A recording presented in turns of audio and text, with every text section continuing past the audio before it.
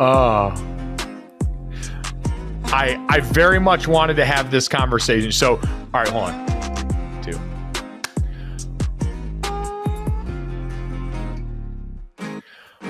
What's up, everybody? Whoa. What's everybody? Everybody? That's the first time I've screwed that up. Wow. You're really excited to talk about this. I know. What's up, everybody? Welcome to GoJo with Mike Golic Jr. That is me. With me, as always, is Brandon Newman. Brandon, how you doing? I'm hi. Good. Thank you for asking. Well, Brandon, these are the holiday podcasts here, as we will instruct people before the end of the week when we start doing these, that we're taking a little bit of time off. We've pre-recorded a bunch of these fun podcasts with people that we enjoy for you guys to listen to while we're off doing Christmas stuff. And so to help us out with that, we have back one of your favorites, one of our favorites, our dear friend, Katie Nolan. Katie, how are you? Oh, I'm so good. I'm so happy to be here. I don't know what we're going to talk about because I haven't been paying attention to sports all that much, but I'm ready and excited for all of it. I mean, do we get to talk about the thing? What thing? I mean, yeah! Oh my God! What thing? Yeah! What thing? What could you possibly mean? Congratulations! Oh my thank you. God. You didn't know? Your face says you didn't know. No fucking clue.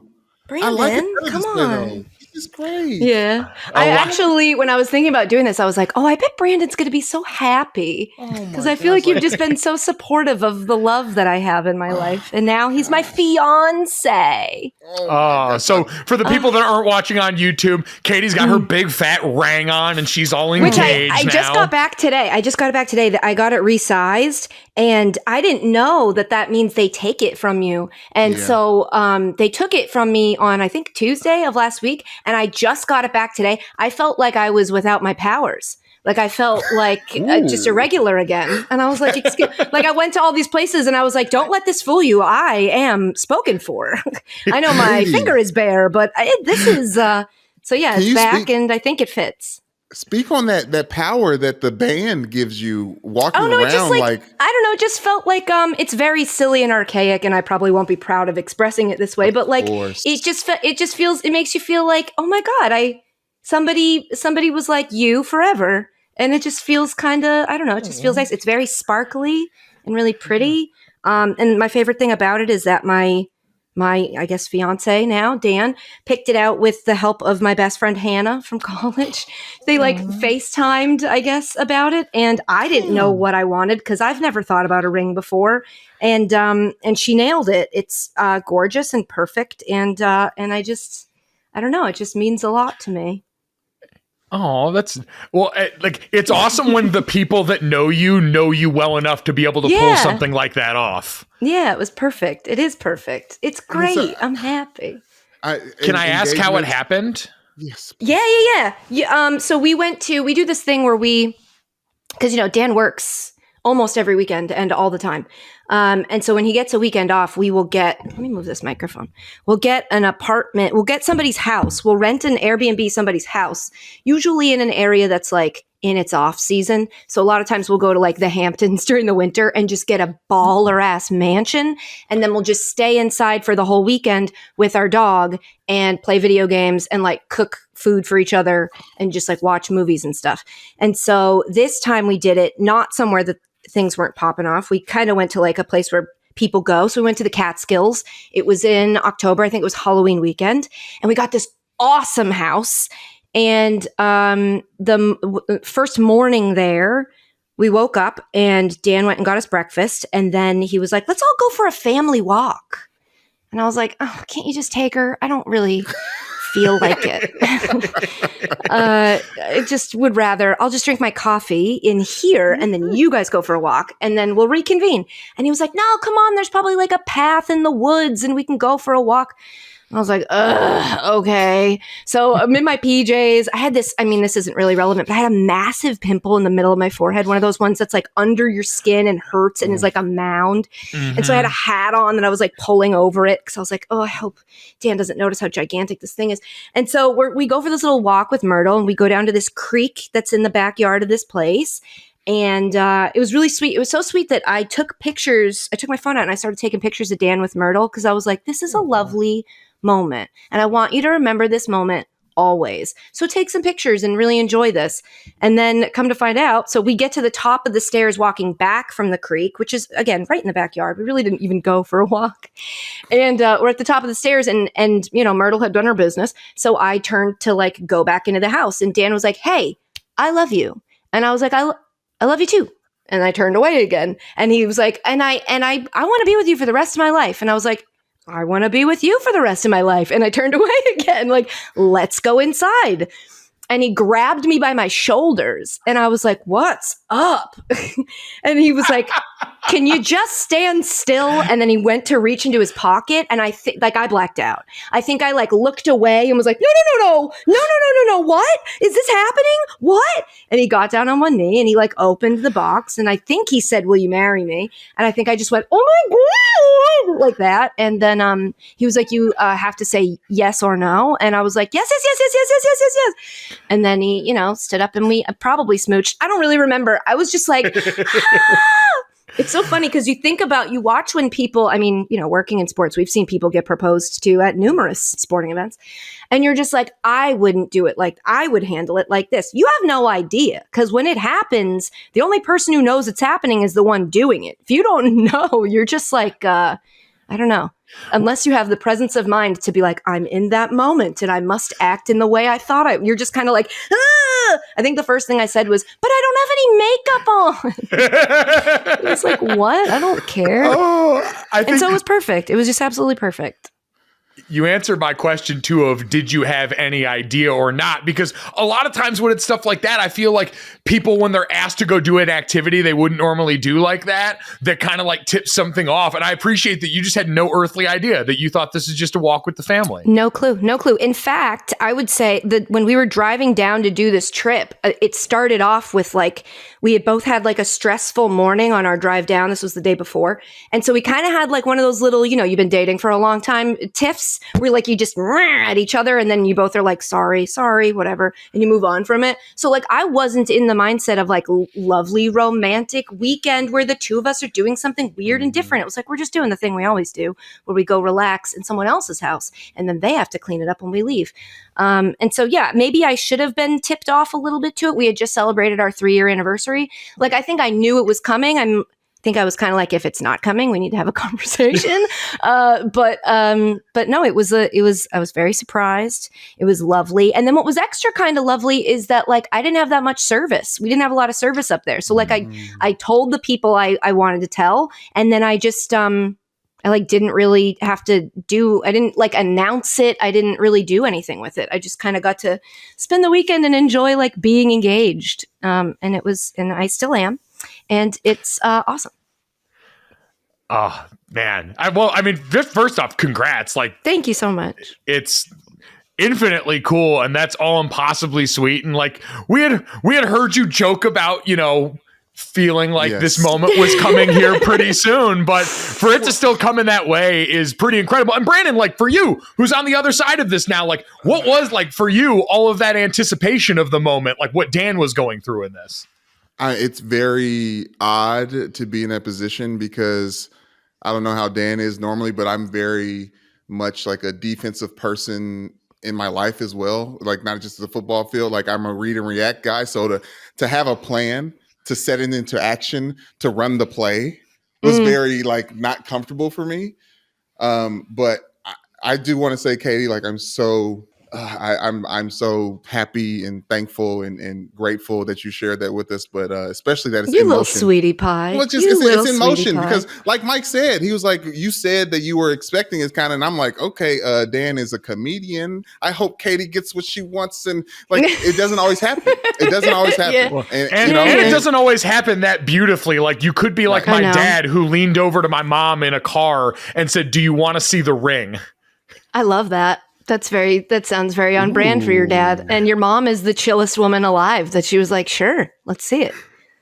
Depends. Like, Do you want me to judge you on the ring you picked out? Because if I don't like it, I'm gonna let you know. I'm gonna say, listen, we can have an honest conversation. I'm just glad Dan didn't do it at a sporting event. Deep down somewhere, I was terrified that he would somehow misunderstand and be like, she loves sports. She loves, being on a big screen. Maybe it would be the best thing to do. I was just kind of terrified because, if you've followed my career, I've many times spoken out against that. But like when you start dating someone, you don't think they're going to go back and watch your back catalog. So it's entirely possible he had no idea. And then I'd be stuck in a situation where I'm like, the answer is yes, I do want to marry you. But because of the stance I've taken very publicly, I think I have to say no right now and then say yes. I don't know I've thought about what I would have done if he did that. Wait, he didn't do that. What would you have done if he did it? What if you're sitting there, he had taken you to Fenway and you were like, let's say waited to do it during the baseball season, and he took you to Fenway, and up on the Jumbotron, it says, Katie Nolan, will you marry me? Heart Dan on the screen. And then you look to your right and he's just sitting there with the ring on one knee. So in my head, and again, this probably wouldn't have been what I actually did, but in my head, I was like, I would lean over and say to him, like, I really wish you hadn't done this here. The answer is yes, but I'm not doing this right now. I don't want to do it like this. And I just would have given him a kiss and smiled and sat down and then just hoped that everybody moved on and nobody needed some sort of resolution on that. And prayed for the best. But man, it would have been one of those things where it's like, it's hard to be mad at someone for doing the thing you wanted them to do. But it's like, not like this. But he did it perfect. So we don't even have to worry about that. He even Googled what knee to get down on. There's a specific knee? I don't think so. I didn't know. But he didn't want, just in case, he didn't want to be wrong, which I think is the absolute cutest thing on earth. So I guess it was the left. I don't know if that, I don't know. That's a big dude's rock moment for me. It's just like, hey, I don't want to get this wrong. Google can tell me everything. Might as well. Are you trying to figure out what knee you went down on? Is that what you're doing right now? You're looking at like a layup line. I'm trying to do the science of, for one, I did my trusty left or yes, I watched you do that. We all saw you do that. And then I put that knee down in my brain and then thought about the, opposite, maybe it has to do with having the ring in a different hand. I don't know. Anyways, I'm glad you got over it and also I'm glad the ring is what you like too, because that's a hard part too, because there's a lot of suspense. There's so many choices. There's a lot of ways to make the ring look, and I have no idea about any of it. So I love it. And traditionally you take go get your fiance to be sized. And that's why I told my last 3 boyfriends when we first started dating what my ring size was. Really? Just at the very beginning, to be so that there's never a time where you have to ask me and then I realize that you're trying to get to the bottom of something. I'm just going to let you know I'm a 4.5. So you can just toss that down in your phone and then you have it if you need it.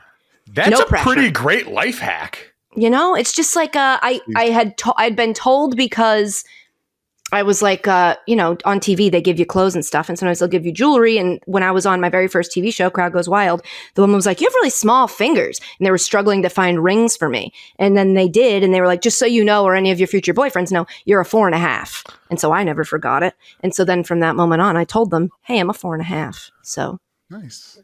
Wow. TV preparing people for marriage. Just in case they wanted to surprise me. They didn't have to do anything with the information, but they just have it, I keep a Google Doc with their sizes and all the things they need in case I ever need to get them a present, right? So I figured they do the same for me. Do you really? Generous. Yeah, I have a note that's got, I probably have ex-boyfriends in there that I should probably delete. But yeah, I keep a note with his frequent flyer numbers and his TSA pre-check number and his, official birthday written out and full name written out and his mom's address and all his sizes of his shoes and his hats because he has a big head. He wears a size 8. Oh my God. I know. Really big dome. I know. I thought I had a big head. What do you got? 7 3/4? I'm like a 7 5/8, 7 3/4, depending on. The sizes are so funny. I'm glad it's just a round number because I would never remember if it was 8 1/15. But it's really dumb. I'm a 7 1/4. Got a big 8. It sucked. It was not great. Why does it suck? Hats were a thing because it was hard to find. 8. Then imagine an 8. Yeah. That's big. That's big boss stuff right there. And great to like think about. I feel like over the course of this year doing podcasts with you, we learned a lot about your note-taking style. So this shouldn't be overly surprising. Yeah, I because write you a lot leave of no stuff stone down. unturned. Yeah, it's also because my brain doesn't retain anything. And so it's like, if I don't put it in a note, I'm never going to remember. So you were never going to be like I always I'm always in awe of waiters or waitresses who are able to just no scope the order and don't have to write it down. Weirdly, that I can do. Weirdly, that I did. A thing I'll always remember about anybody if I meet them and drink with them is like what they drink. Interesting. It's just like, I don't know. That to me is easier because there's less choices. Like it's not as many numbers. It could be anything. Numbers are infinite, but like there's only a couple kinds of alcohol. It's like an astrology sign for you. It's I like, guess, you're such a Taurus. Sure. Yeah. You're such a gin with a tonic back. Yeah, totally. Yeah. Yeah, totally. Yeah. So that's I don't know, that's all about me. What about you guys? Well, before I know people who are lonely don't want to continue to talk about this, but how did your parents take it? Oh my God, they loved it. My favorite part was finding out that he had asked them, and I didn't know. He went to drop Myrtle off when one time that I was away for baseball and he had to go to London, and he went down there and dropped Myrtle off, and I guess he told them, and my mom, I guess, like slammed her hands on the countertop and was like, yes! It made me happy. And he called my brother and he was like, well, I didn't ask him, but I told him I was going to do it. He's like, I wanted him to know I was going to do it. And so, and then he told me just like the sweet advice my brother gave him. And I was like, this is all just, I don't know. It was just like a lovely moment where I just felt the love from all the people who love me. And it meant a lot to me, but we can talk about other stuff now. Well, I had a similar experience. I called my wife's brother and I called her parents and things like that. But the part of it that stuck in my craw, and I'll talk about it today. I proposed, and she was like kind of the all in all moment, like didn't really say yes. Like you have to remind, like, are you accepting this? Like, oh yes, say the yes thing. And then Katie, when I told her that I had already asked her dad, that's when the waterworks came, and I was a little offended that she didn't cry off rip. You know what I'm saying? Oh, you stop it. Oh, cut it out. Is it maybe that's ego? To be fair, she's known her dad a lot longer than she's known you. Okay. So, all right. And also as a caveat to, as you said, anybody who's lonely and listening to this, I'm 35. So like this didn't happen for me early in my life. I'm not like some spring chicken who's like, I'm so happy. And like I waited. I took my, licks. I hate that word, but you know what I'm saying? Like I went through same thing. Yeah. I dongs or whatever you call them. I had a couple bad dongs along the way, but here we are with the dong I'm going to love forever. So some of us had to lick some dongs along the way. That's right. Some of us did. Others of us, didn't. So anyway, what did you guys want to chat about? Well, the conversation I originally wanted to have with you when we were getting ready to come on air here was one that I feel like all of us, especially like from the work from home era that we've been in for a while, are really in tune with sweatpants. And Brandon and I were having a spirited debate about rich people's sweatpants. And he showed a picture. It was Carmelo Anthony and LeBron James. They were at their son's basketball game. Their two sons played each other the other night. And it was weird on a lot of levels because it's like, oh, these guys have like kids that are almost adults now that are that part, unfair to us. Very rude. Yes. Rude, crass, and offensive. But then Brandon showed the picture of them talking and they both had on like rich people sweatpants because they're rich and wearing them. My whole question is like, I don't feel like rich people are always wearing I don't think they're always wearing expensive sweatpants. I think that they're wearing sweatpants from outdoor anywhere. Sweatpants? Well, I think because they're rich, we assume they're rich people sweatpants. But like I went to Target earlier today and I saw a sweatpants set and I was like, oh, that looked really nice. And it's because they were beige. And I feel like my dumb brain was like, oh, beige is a nice color. And I feel like there are certain colors like black like that too that can trick you into thinking sweatpants cost a lot more than they do. Because as long as they're clean, it doesn't really matter. Yeah, so I have kind of an interesting take on this because, as you know, my fiance's good friend is Mike McDaniel, who's now the head coach of the Miami Dolphins. Yes. And we went down to Miami to see the Dolphins play. Oh, boy. Who did they play that day? The game didn't matter to me, so I really don't remember. It'll come to me. If I really thought about it, it would come to me. So anyway, we went to see them play a game. And then afterwards, we went back to their palace and we're hanging out. And Mike changed into sweatpants and he came out and I was like, you look nicer than you looked before you changed. What the hell are these? What is this look? Like in my head, when he was like, I'm going to go change into sweatpants, I was like, oh, I'd be like, I'm not embarrassed, but like my sweatpants are covered in dog hair. They've got those little pills. Most of the time I'm like, they need to be de-pilled or whatever. But I'm like, oh, he's going to really like let it all hang out. And it was like, no, because rich people's sweatpants are like more structured than like slacks. than the sweatpants that we wear. So like they were like a perfect leg taper and it like almost looked like they were tailored to him, which to me sounds crazy, but may actually be, I don't know, to rich people may actually be like that's a thing they do. So yeah, but I just remember being like, damn, that outfit is nicer than it looked before. And he essentially gets to wear his PJs to work anyway, because if you see him on the sideline, he's got his, he's a very comfy coach. He sure is, and he's very stylish, and he's got a big old watch. That's what I noticed. Like his rich person thing is having nice ass watches because the rest of the outfits like team issued gear, and he throws on a pair of sunglasses because it's Miami. Like I felt bad when they played the Chargers and Brandon Staley was over there because they're both young, nice coaches, but Brandon looks kind of like a nerd, and McDaniel looks like a really like cool Miami guy. I think it was Cleveland. I think they played Cleveland. I think. Ooh, that's a tough look for Stefanski too. No, I'd met him before, but only so because you had mentioned that game before, and I was thinking maybe we can go into the archives and find. No, we went to that was when we went to the Jets Dolphins. Yes, that was when my now fiance, then boyfriend, made me go to that in division matchup, and I was just like, I couldn't care. I want them both to lose. Yeah. Why am I here? At a stadium where the traffic sucks. Like this is just a terrible, but support and love and all that. Yeah. And it was still a cool experience. But yeah, we went to Miami, and this was on the heels of like a weekend where we did New Orleans, Nashville to Miami, and we like flew into Miami that morning and then flew out that night. And so I had not slept. And so I was it was a whirlwind experience. That's why I don't remember who it was, because I really wasn't paying attention. But it was the day that the Vikings had that crazy ending to that game. I remember we were watching that as we were leaving, and we thought it was over like 3 different times, and we kept catching it on TVs on our way out. That was wild. Vikings Bills. Yeah. Oh, that's right. Dear God, that many cities, and was that like Dan for work? Was that just you guys deciding you wanted to rent fun houses and all those spots? We had a Thursday wedding in New Orleans, and because it was a comic. So like at first I was like, a Thursday wedding. I'm like, oh, I guess that makes sense because they work on the weekends. Right. And then Dan had shows in Nashville Friday, Saturday, and then Sunday he was like, and then we can just hop, skip, and a jump from Nashville down to Miami. Which at the time when he was planning it, I was like, totally. And then as we got closer, I was like, so we're gonna do what now? We're gonna go where for how long? But it was awesome. But when we both got home, we I think like slept for 2 days.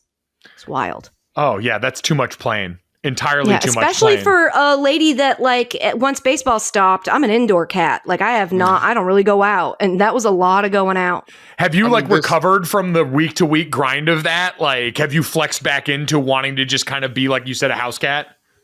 I mean, like I think my default is house cat. I think we've talked about this too, though, that like I have to be cautious because my depression tells me to be a house cat. So I have to know when it's like good for me and when it's actually just me giving into the toxic things that my brain enjoys for me.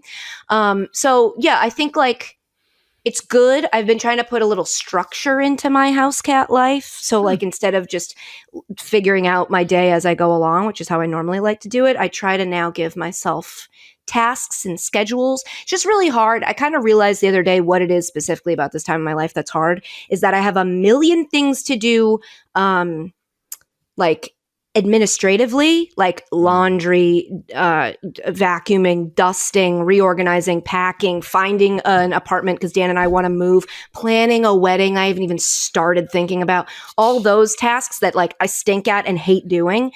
I have a million of them, and creative things to do.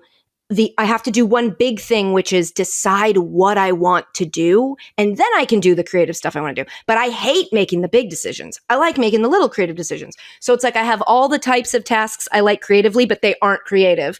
And then the type of task that's easier for me, but it's hard because it's a big decision in a creative venue. So I'm just kind of in this world where like I do like 6 chores a day and then journal to try to figure out what I want to do with my life.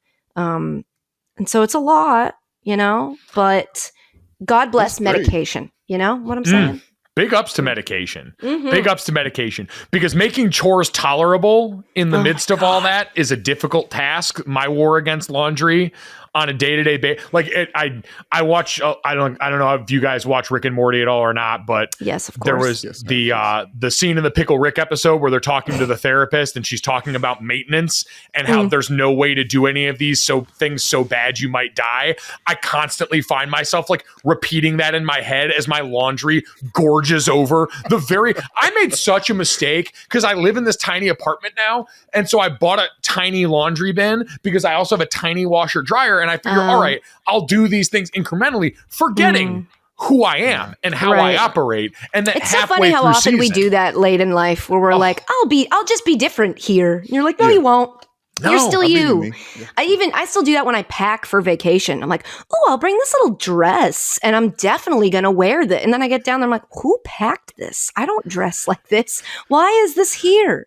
Katie, I was going to ask you how you packed for that Nashville, New Orleans, Miami trip. It was hard, but I nailed it. Well, it was easier because the wedding was a wedding. So I knew that I really just needed to bring the dress for it. Yeah.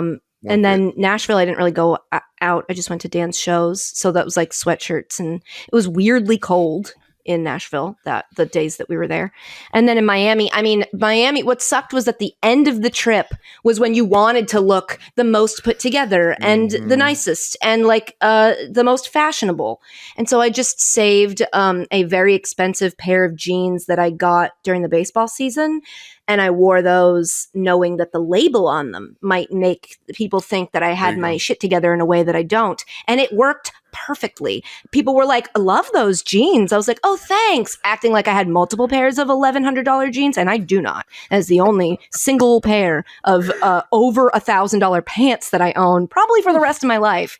But it sure seemed like I'm that lady with expensive bottoms. So crushed it. Brandon, so when Brandon and I were having this conversation offline, we said clothes are kind of like calling in a pinch hitter for your confidence when you need it or when you're depleted in other areas like that, because it immediately sends that signal that you just talked about there. Like you hit on my whole point with rich person sweatpants is every once in a while, if I'm having a down day and I throw on like a nice pair of shoes so that an old lady will give me a compliment, that's immediately the lift that I need. And so that's what I'm glad that you like brought that full circle because that is exactly what I was trying to say to Brandon before, and I couldn't find the words. I will say it's very demoralizing, though, when you see how nice even your butt can look in really nicely made jeans, because you're like, man, you're really telling me that if I want to live like this, I got to buy jeans that cost this much. But when you put them on, you're like, I have an $1,100 ass right now. Like I feel fantastic. They're tight where they're supposed to be. They're loose where they're supposed to be. And you just walk around like, ooh, ooh, ooh. It just feels different. But I don't know if I can I don't think I'll ever get over that. Like I've been making money now for a little bit and I'm still not like, sure, just get me 6 pairs of designer jeans and it'll cost, twice the rent. Crazy. I think that is one of the most dangerous feelings in the world, though. And I would say man or woman is feeling like you got a nice ass. Because every once in a while, when I find a pair of pants and it hugs in the right way, and I'm not quite like white man pancake butt, but I'm not extraordinarily caked up. Like I was in a football locker room for a long time. I've seen caked up dudes, I know I'm not that. But every once in a while, I'll get a pair that'll fit just right, where I got like that nice little shelf back there. And just like you said, I walk out into public and I'm kind of looking to see if someone else is looking to see if anyone else notices what I notice, because the feeling is phenomenal. Yeah, it's different. Yeah. It's different. But look, it's too expensive. It's just too much. It's not sustainable. But for that 1 second, you're like, oh, okay. All right, capitalism, whatever. but it is the handshake of feeling confident because of the outfit and then getting confirmed affirmation from someone else, like a stranger. Like I was in the mall the other day. I just start wearing these. I'm gonna take them off and show you. Is it sneakers? Because when somebody compliments my sneakers, I walk on air for the rest of the day. Well, I hate these. I have Hokas, they're like running shoes, but they fix my back. Like they're so comfortable. I have to wear them. Dad shoes. That's grown, right? That's grown, right? Exactly. So do you have insole inserts or whatever? They sold me on the insoles. Yes, nice. I did I did the heat map when I was at the store. You deserve that. I know. I know. It's perfect. It really is. I just went on a walk in the neighborhood. That guy got his commission that day. Oh, he did. He went to Emory College. I shouted him out. He's a good dude. Okay. Anyways, all right. Sure. Anyways, so I have like only one outfit that's like has other tints of green that work with this. I wore it to the mall the other day when we were just like walking around with my family, and this effeminate young man complimented me in a way that I could have been floating after that. Honestly, like he was like, well, I like your outfit and your shoes. And I said, he was standing next to two other people, and I thanked them all. Like, I was like, thank you guys so much. You guys have a great day. I just wanted to say to all of you as a group that I love you. I love you so much.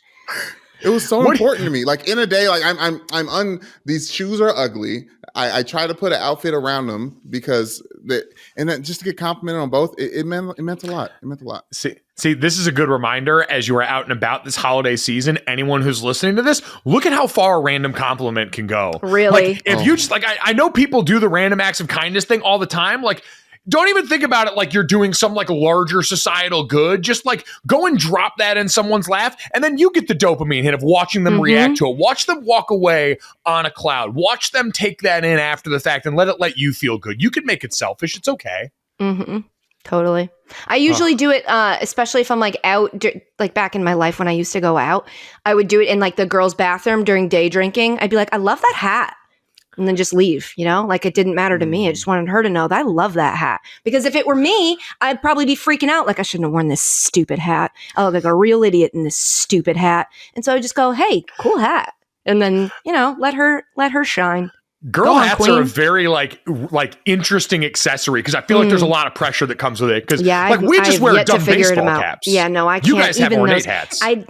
It's not right. I've bought a couple. I've tried, but like it's the entire time it's on. I'm like, is it on wrong? Is it on wrong? Is it backwards? Is everybody looking at me funny, wishing I took my hat off?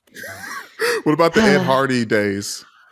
I didn't touch that, Those hats that existed. Those existed. That? No, I remember. Man. I've tried to forget. But no, I didn't I didn't go or like Von Dutch. Remember the trucker hats? Oh, yes. Yeah. God.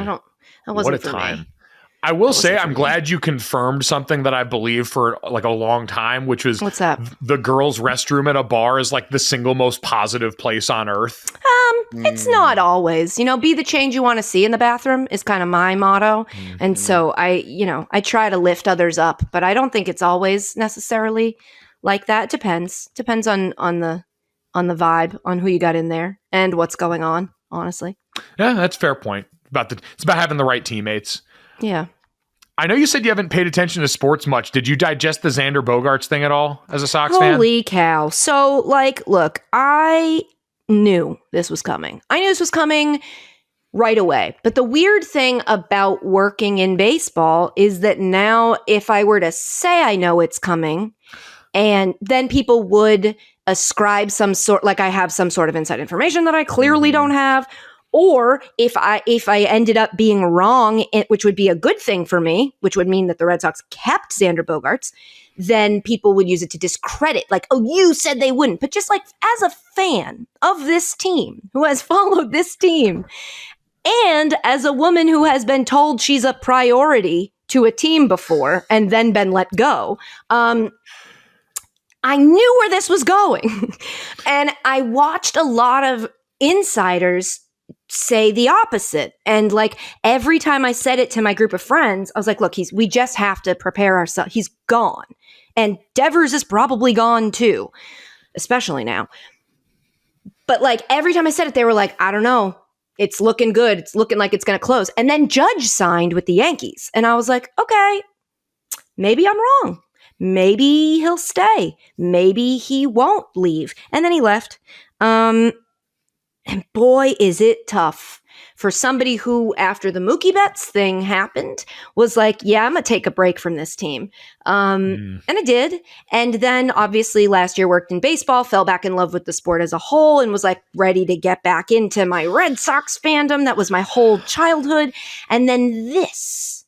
And it's just like put me in this place where I'm like, what does it even mean to be a fan now? Like, who do I, if like, have you ever heard people say like you have loyalty to laundry, where it's like with the way free agency works now, it's like, what are we just rooting for the, and so like part of you is like, yeah, my identity is in this team because this team represents where I'm from. And then another part of you is like, yeah, but I don't know these guys in the front office at all. And I don't agree with what they're doing at all. And they're charging a lot of money for us to go to games. Like Sox tickets are not cheap. And I get it that like Fenway itself is an attraction. And one of the best things about baseball is like, even if you don't care about what's going on in the season, because it's a million games, just like a summer baseball game during the day is awesome. It's just like an awesome thing to do. So I get it that they can charge that much. And I get it that like, oh, parking can't be convenient because it's in the middle of the city. But all those things come together and you're just like, man, the average person who just wants to support the baseball team in the city is just like getting knocked around financially. And then like you get emotionally attached to these guys and then just watch them walk away to go to a team that didn't need him. It's just a lot, you know? Yeah, to a team that's essentially got like 3 of the same guy now. Like, what are we doing that for? Why do they get to have him? What's up? So, you know, go Sox and we'll get through it or something. But like, it's just very frustrating. It's just very frustrating. I wish Xander Bogaerts nothing but the best. And I hope he knows that many of us love him very much and will miss him very much. Well, I think that's kind of like the thing about fandom, right? Is you just want somebody in the process to love the laundry the way that you love the laundry. Yeah. And players can go out and express it every day. Like they play very hard for the team. You see the effort there. All you see from the front office are these moves. And if they're constantly sending you this message that like, yeah, we don't really care that much about how you guys feel or what you're attached to, like, we're just going to kind of do whatever works. Like eventually you're going to drive people away like that. And like I saw Carabas having a full-blown meltdown and smoke like 5 cigarettes at once. I was very worried for him and still am. Yeah, but it would still be. Yeah. But but then sometimes ownership does that thing where they act like they what bothers me is when they play into that emotional attachment. Like, for example, and it's just recency example, like the Cubs this year at the trade deadline, everybody thought Contreras was going to move and Happ was probably going to move. And so they had these like big emotional goodbyes. And they had like, this may be their last game with the Cubs. And like, fans were having this conversation about like, we love them. They should stay. We want to keep them. And then they stayed. And so it was like this really confusing thing where the team played into this idea that they weren't going to go and gave them these goodbyes. And then they stayed. And it just kind of put into focus for me how emotionally manipulative it can be to be a sports fan, to like constantly have people going like, no, we care. And then like watch them not care. And then have them be like, what do you think? We don't care? And you're like, well, you don't care. You don't care. It's a business. And I get that it's a business. I'm not an idiot. I know it's about making money. But I also know that there's a point where like, you've got a lot. You've got a lot of it. And you don't need infinitely more of it. You just need to just pay them and like let us have the people that we like for a while. Well, I think you brought up a really good. You bring up a great point about just fandom in general and like what it means and like what are we even doing here? Like I think the Cleveland Browns fans are probably going through that with Deshaun Watson. Not only him being the highest paid quarterback with the most guaranteed money, but him coming back and, you know, obviously having to work out some rust. He's not doing so well. I know you say you haven't been paying attention. He's back. He's playing sports and he's not doing so well. And it's like, okay, what are we doing this for? Like, it's just nasty. And I don't have any like embarrassing things about my fandom, but I do recognize that like it is laundry. It is like an area code. Like I'm rooting for an idea. Yeah. Yeah. And a community. There's a community too. You know, you've True. got like your sports fan friends. And it's also like, what are you going to love a sport and not love the one that's got the team that's got your city across the front? Like, of course, that's where your connection to it is. But I just feel like as I get older, and maybe it's because of what I have done for work, I'm kind of like more of a fan of the sport than I am of my team. That's something I've like wrestled with over the last, 8 years of like, well, now that I'm here, how do I define my fandom? How do I relate to my team? I can't be a homer. Like I have to cover all of it. But in my heart of hearts, like I like the whole the Yankees thing. Like I'm not going to betray the tiny little Red Sox fan in me and just like love on the Yankees. Like I'm not just going to be nice to Aaron Boone. Like I can't do that. Like so it's this weird like, push and pull of being a sports fan. I think part of it is like muscle memory of we've spent kind of like you said about knowing your dad a lot longer than you've known your spouse or something. In a lot of cases, you've known your sports team a lot longer than the rest of the teams you're starting to cover. Like growing up a Notre Dame fan like I did, rooted for them against all else. They had the ability to ruin my weekend. It's the one place in sports where I'm kind of like everyone else, where I actually have a team I care about enough to let hurt me.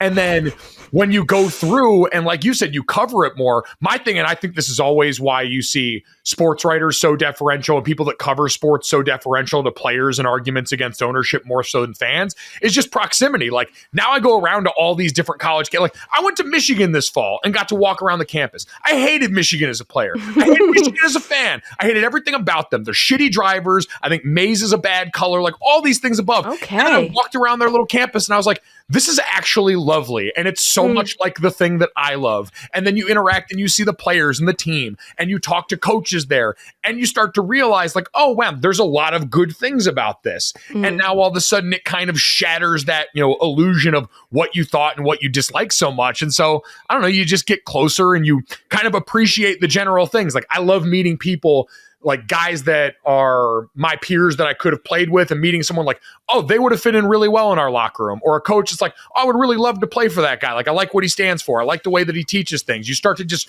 recognize the stuff that you realize was more important to your fan experience than just the outcome of the game or the color being worn. Yeah, the Yankees didn't change my mind at all, though, just for the record. You did kind of say a nice thing about Aaron Judge at one point on this podcast. I feel like you went that far. That he hit a bunch of home runs? Is that what I said? Dongs.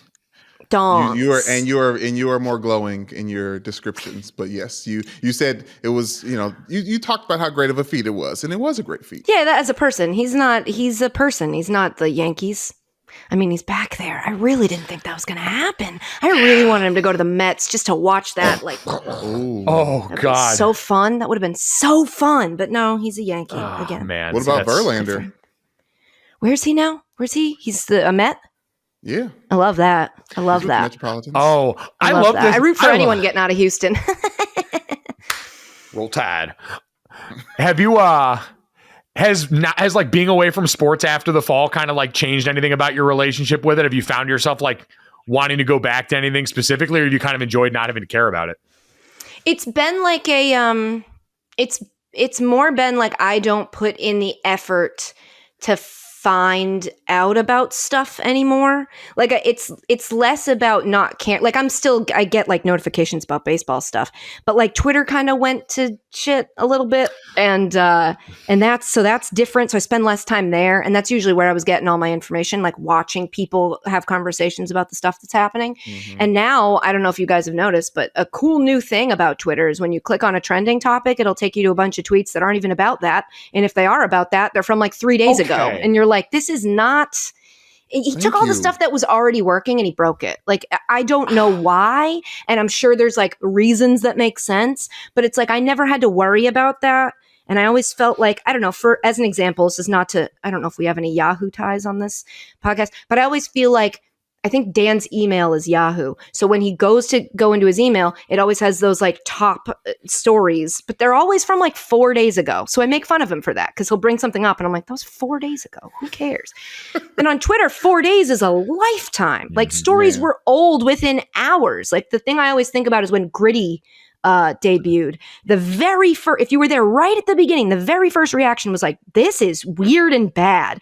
And then a bunch of people were like, no, I'm actually in on this weirdo. And it happened really quickly because that's how stuff happens on Twitter. But now Twitter's run like Yahoo. I'm like, this was days ago. Why is this trending right now? This doesn't make any sense. That's such a relief. I thought I was getting gaslit and it was just me, where I'm like, oh man, like it's just a bunch of random tweets. Like, and I'm there's seeing not tweets even from people keywords. I don't follow. I'm like, what is this? What is this keywords. mess? What is this? It's a So mess. yeah, that sort of contributed to the like, oh, it would be harder for me to keep up with stuff. And the keeping up with stuff is hard for me in general because, you know, I'm not good at keeping up with stuff. And so it was just like I kind of relaxed that muscle and let whatever information come to me. And I've kind of enjoyed that, you know? And then I'll watch a lot of 49er games because, you know, Dan's 49ers fan. Watch a lot of Dolphins games. I've seen a couple Pats games, but I'm just kind of like, I don't know, I'm kind of being apathetic to it. To give myself a break from it so that when so that it doesn't cloud my judgment on what I should do next. I think that's my main thing. But it's also not, you know, clarifying my judgment. It's not like doing that has made me go, oh, I'd like to do this. Instead, I'm just like, I don't know, watching a lot of TV shows and Would you doing a lot consider of laundry. Would you consider ayahuasca?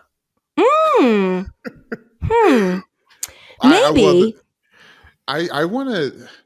Is there anything, as the stuff like slowly seeps and hits you, is there anything storyline that hits you like, I would really like to spend a couple hours Yes. figuring out how I want to make fun of this? So this might be very niche, or I don't know, maybe it was a big thing.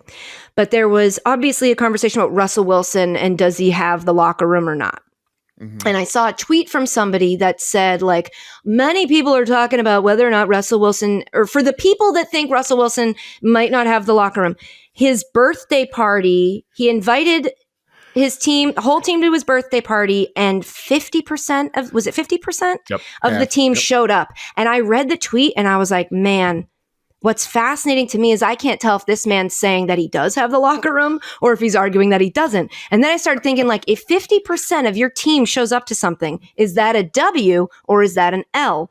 And it's really an interesting question to me because I feel like 50% is a lot, but it also is like, it depends on who the 50% are, I guess. I don't know. And I was like, this would be a fascinating discussion to have about whether or not this is proof that people like you or proof that people don't like you. And he also mentioned that it was their day off and used that as an example for why they wouldn't come. And I'm like, what? If my birthday party is like work to you, then I don't want you coming anyway. If this is a work, this isn't a meeting.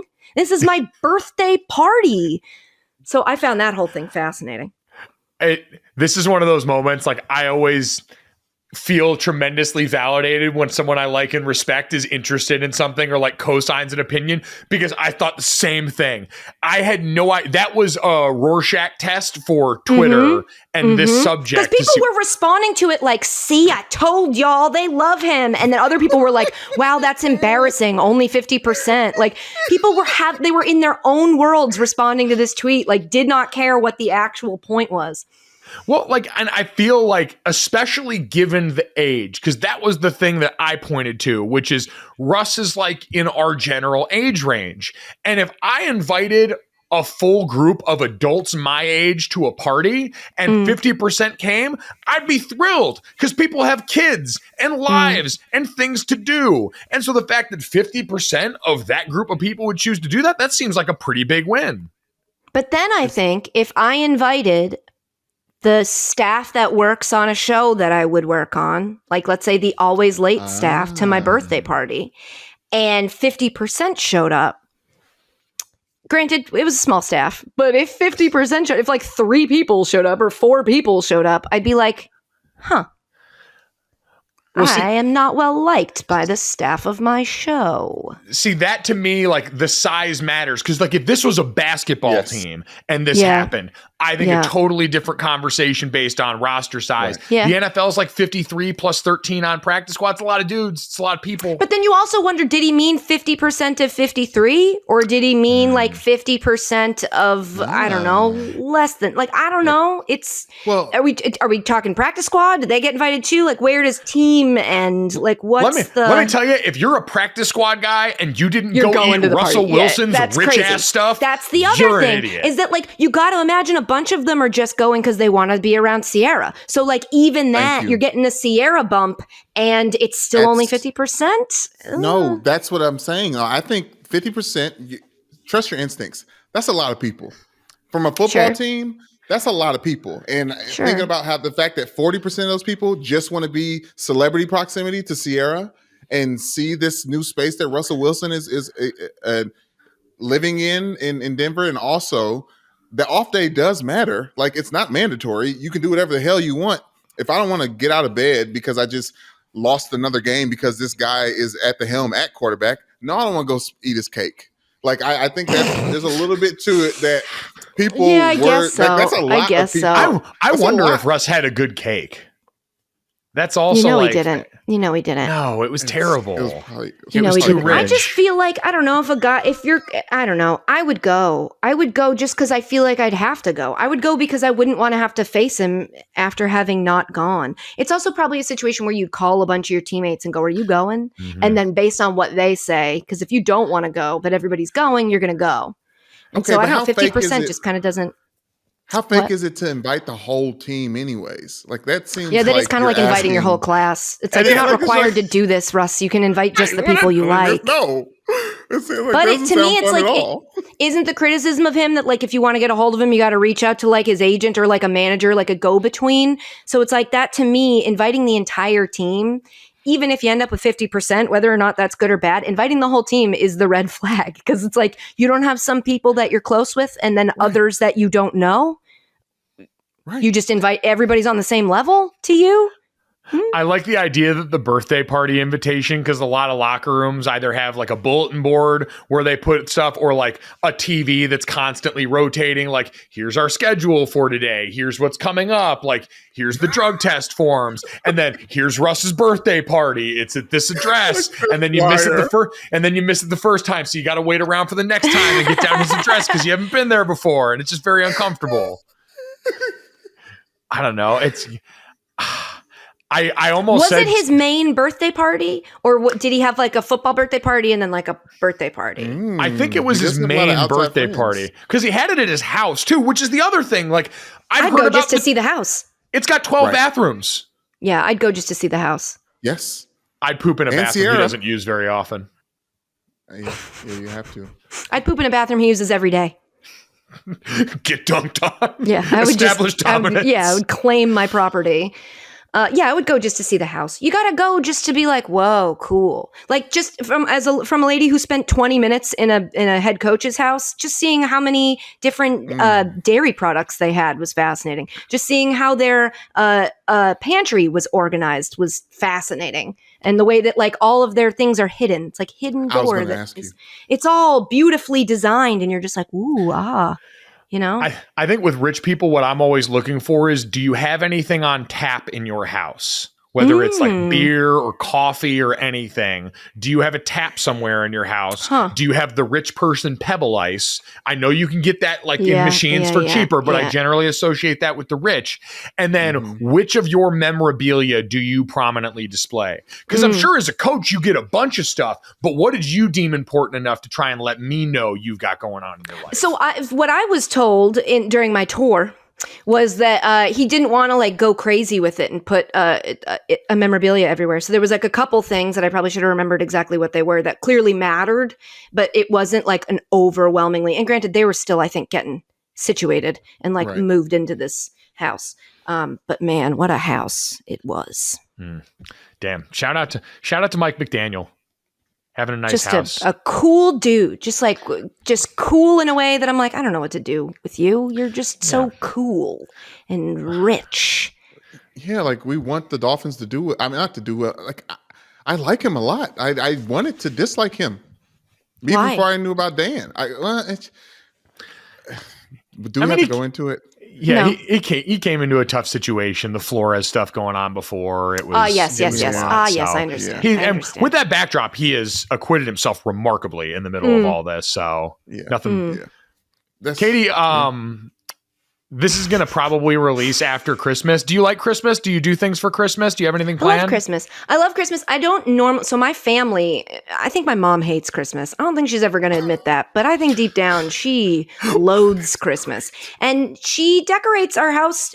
She goes full out, but we never really did the Christmas thing. Like Thanksgiving is a big holiday for our family. As we got older and everybody moved away, Christmas was kind of like, I remember one year I came back for Christmas. I think it was from college. And my mom was just like, oh, we got a cold cut platter and anybody just, have at it. And I was like, Ma, I don't eat cold cuts. Never eaten cold cuts. What is this? You got the only food we have for today is a cold cut platter? She was like, yeah, whatever. We don't really do Christmas. And from then on, I was like, okay, we don't really do Christmas. And so now I go to Colorado for Christmas. I go do it with Dan and his mom because it's just them two. And Dan's mom loves Christmas. So now I'm realizing that like my Christmas muscles are a little weak. Like gift giving. Last year I went and sort of like brought Nolan family gift giving energy, which is like, I don't know, I got that. You can return it if you don't like it. And they knocked it out of the park. And I was kind of like, damn, I got to step my game up for next year. So now this year I'm like shipping presents to her house to get there and then wrap them for Dan. And it's fun getting back into, but this year I did not decorate other than this. Festive. I did not decorate my house because we're not going to be here. So, with all the cleaning and stuff I have to get done, I could not add an extra layer of like, and also decorate your house for Christmas. But I think eventually when I'm the woman I'd like to be, my house will be decorated for Christmas. We'll have a nice tree. We'll probably have like a party every Christmas where people come over, like not on Christmas, but like around in the area around Christmas. I like it. I like hot chocolate. I hate getting into the city right now. Getting into the city sucks because I live in Hoboken and that tunnel, both of them, just constant gridlock in December. So that part sucks. And moving around New York City in a car sucks. But walking around with the snow and the lights, very nice. I was just going to say that's the tough part because I love cities with Christmas decorations. It's big and light and wonderful, and it makes me feel good. Yeah, but it's, just being in that world, like if you have to just move in that world in your regular schedule, like Dan does a radio show from Sirius, which is right across from Rockefeller Center. And I'm like, that has to be the most annoying commute trying to get from there back to Jersey at like 7:00. It's a mess. And so I don't envy that. But all that aside, the actual, Christmas of it all, I love the holidays. You're supposed to just like everything that sucks, but is shiny, So it's like, you'll take it. It sparkles. It may suck, but it's sparkly and sucks instead of just regular suck. So, yes, I love Christmas. It's nice to get around people that care about it because I do feel like a little bit of like slight brokenness from it with my family, and I felt seen in how you described it. As just like I think it was one point in time. I think I was 14, and my mom kind of looked at us. We had the tree up and everything, did gifts. It was a great Christmas, and after she was like, "So we're pretty much done with this, right?" I was like, yeah. What? They were like, she's like, I'm really. It's just like it's getting too expensive. You guys are getting grown. Like I don't really feel like doing this anymore. Like you guys are good. Like she's like, I give you guys gifts like throughout the year. Like whenever you ask, as soon as my mom said it too, it felt like she had been waiting till the year it was allowed to go, and I don't have to do this anymore. It felt like such a relief to her to be like, so we're not doing this anymore, which she did with birthdays once we were like 10. Like we stopped having birthdays when she was like, whatever, you just, go hang out with your friends, We didn't really do birthday presents or anything. We're just really not a gift. I feel like I might be a sneaky Jehovah's Witness and just not even know it. We don't really do celebrations in our family. Had no idea when it happened, and all of a sudden you found yourself just going door to door preaching the good word. Yeah, right? Like I've never knocked on a door, but I all the rest of it, no birthday, no holiday, no gift giving. I feel like that's right up our alley. Well, Katie, we love your birthday and we love Christmas with you involved. And we love that you got engaged and are super happy about that. We're very excited for all the good feelings in your life. Thank you for spending an hour of your time with us. This was it? This was the whole thing? We didn't talk about sports at all. No, it's the holiday special. We don't have to talk about sports in this. We just want to talk to you. What do you eat on Christmas? I eat a lot of... Actually, honestly, it's basically... Is it a ham holiday? It's basically just like Thanksgiving, because we do turkey and ham on Thanksgiving and on Christmas. It's most of the same sides. It's a green bean casserole. It's a lot of rolls. You know what? You might be onto something, Mike. Yeah, like just run it back. Like everyone talks about loving Thanksgiving so much. I live that love. I bring it back and I say, hey, you don't have to be siloed off to one day. I fuck with Christmas. I fuck with Thanksgiving. And I say, let's just take the best parts and like now kiss. Like, yeah. Just do that. I'll say this. I'll say the difference between Thanksgiving and Christmas is when it comes to eating things, I feel like Christmas is more like if anyone does something well, they make it.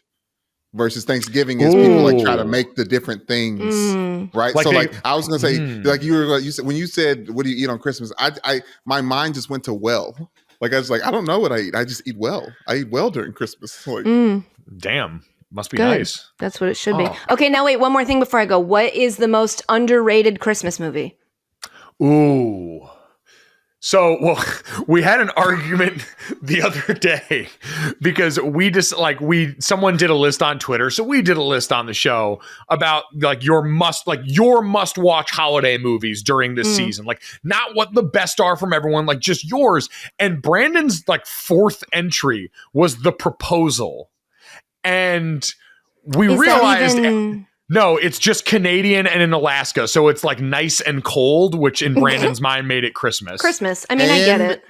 And on a lot during the holidays. So there's a connected tissue. Yes. It's like, what's ABC Family now? Is it Freeform? They just show Harry Potter a lot during the holidays. I'm like, what is this? Harry Potter, there's a couple of those that are Christmas movies. I can't remember which one. I've never seen a single one. I've never read a single word. Really? Katie's a Harry Potter novice. That's I exciting. abstain. I'm a Goyim or whatever. My most it's a non-Jew, but it's you know what I mean. I meant it like I'm not like everybody else's. That's it, Muggle. There you go. Yes. My most underrated is called The Ref. Most people have never seen it. It's Dennis Leary. It's very funny and very quotable. You would love. It's about a guy who breaks into a home to to rob it, but the family's there, and then he has to spend their Christmas with them essentially, and it's hijinks ensue. And I think my must watches, because you didn't ask, but I will tell you, it's the Rudolph claymation. Oh yes, she thinks I'm cute. That one. Do you also get horrified by the end credits where at one point when they're throwing the presents out of the sleigh, they pick up a penguin that cannot fly and just throw him out of there? It was murder. We watched a murder. And the island of misfit toys, I remember really upsetting me as a kid of so all the people that nobody really likes that don't really fit in, they all go to a sad, cold, glacial island together where a monster roams. So, okay, so that's one. Home Alone. Yeah, I know, right? But in a bad way. Home Alone is also a must watch. Maybe Home Alone 2, but definitely not Home Alone 3. I don't need that. Don't do that. Elf is a must watch. And Christmas Vacation. I think those are my must watches of Christmas movies. Why'd you make that face? Like I asked your opinion. No, you didn't. That's why I didn't say anything. You don't like Christmas Vacation? Okay, I mean, take it or leave it. I think it's take it or leave it. I would say the underrated one for me, Jingle All the Way, with Arnold Schwarzenegger and Sinbad. Oh yeah. That one is it's really good. It's really good. Okay. I will say if you're looking for a newer Christmas movie that came out, Dan Levy was in Happiest Season that came out on Netflix in 2020, and it ended up being a lot better than it had any right to be given the circumstances. He essentially just gets to play the same character he was in Schitt's Creek, but it was wonderful. That's great. That's great. Well, Is it not actually- Levy? Is it Levy? Has it been Levy this whole time? I just Mike does sprinkle this. it in Mike both does this. ways because Okay. I'm unsure. And It's I'm like and now aunt or I will aunt. just continue on unsure as well myself. I'm not going to Google it or look it up. And next time I go to say his name, I'm just not going to. That's what's going to happen there. That's This one, probably the right this was a decision. this was a Happiest Hulu season. one. Look at that. Who's the blonde? What actress is that?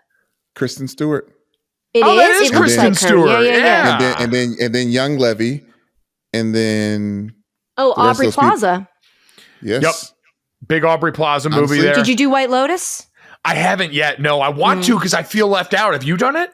Yeah, well, because I'm not doing anything. So I the other day started like binge watching it and got caught up just in time for the finale, and then watched the finale. Yeah, I What'd you hate being think left about out season of one big versus season TV two? moments. What? season What? one, season two versus season two. Which Talk do to I me. like better?